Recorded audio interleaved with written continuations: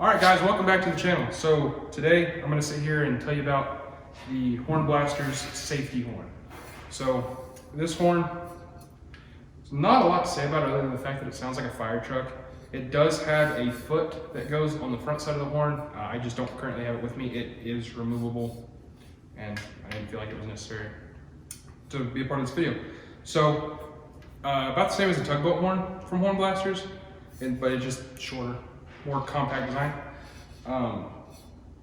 Same solenoid valve setup, you know, one goes to power, one goes to ground. And yeah, I mean, it's just about it. It's great on air consumption. In fact, I will say that if you plan on purchasing one of these and your setup's gonna be running about 150 PSI, which, you know, most of their setups are, you might look into getting a regulator, because at that 150 PSI, this thing kind of, I don't know how to explain it, but it kind of falls flat on its face. It'll honk and then it'll cut out, and then it'll honk and then it'll cut out, you know, more than what a typical stutter tone horn does. In my opinion, just kind of sounds kind of silly. So yeah, I mean, that's it. I'll go ahead and I'll take this valve off so that I can blow some air through it for y'all so you can hear what it sounds like. But, you know, that's it.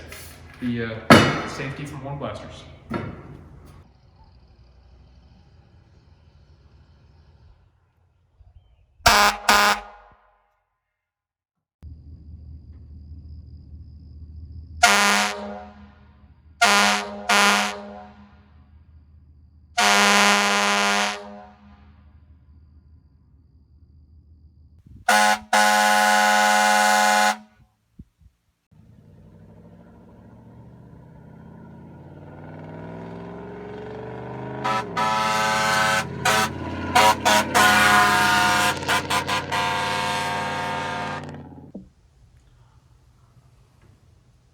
Let me know what you think about the safety from Hornblasters down in the comments.